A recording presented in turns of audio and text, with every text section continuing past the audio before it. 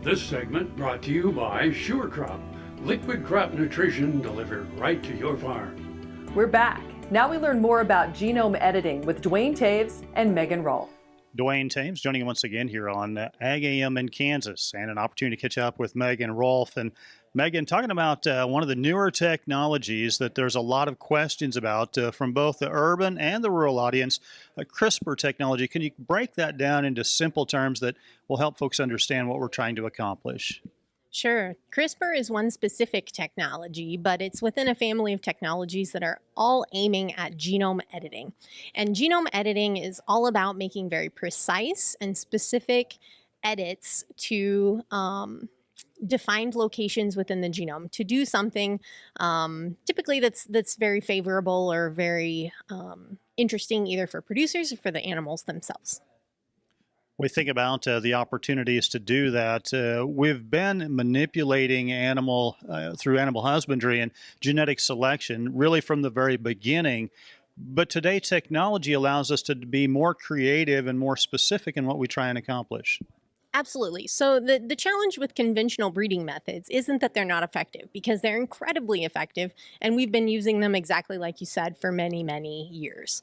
One of the disadvantages of conventional breeding techniques, especially in species that have longer generation intervals like cattle, is that it takes a long time to make genetic progress. So one of the unique features of genome editing is that for regions of the genome where we know of a particular mutation that would have a large effect, and we know exactly what phenotype results from that particular mutation, we can use these genome editing technologies to go in, make that particular edit, or introduce that mutation that already exists naturally within that same species, but just to migrate it to a new population of animals so that they can take advantage of those benefits. And a great example of that has been done as sort of a proof of concept, because these animals aren't in the food chain at this point in time. But we've created, the scientific community has created polled Holstein animals from horned Holstein animals as a proof of concept of how this technology could be used in an application that really benefits animal well-being. We think about the opportunities. Obviously, there's a lot of concern about bringing things outside of a species within.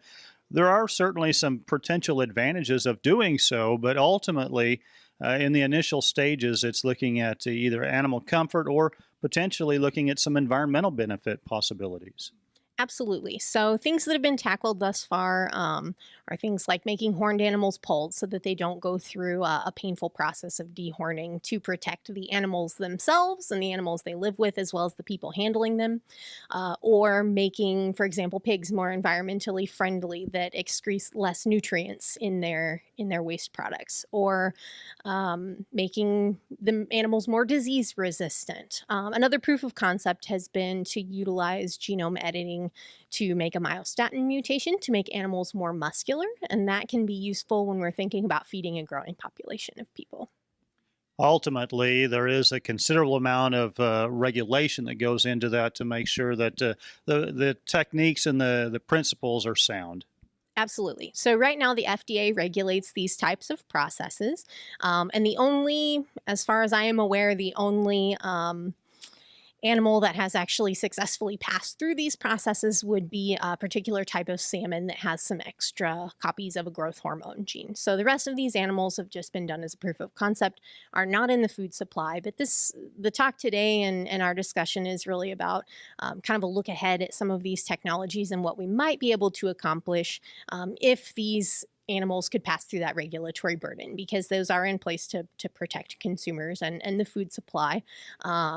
But a key in that process is that the edits that have been made thus far are just taking naturally occurring variation that we already know is safe because we eat those animals every day, and just moving it into a different population of animals. So I don't think there's any expectation that any of these would be detrimental either to the animal or to the people that are eating them.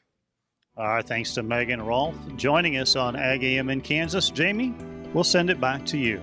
Thanks, Duane. Come back after the break for this week's Kansas Farm Bureau update. KFRM is one of the largest farm radio stations in the nation, dedicated to informing and entertaining rural listeners from northern Oklahoma to southwestern Nebraska.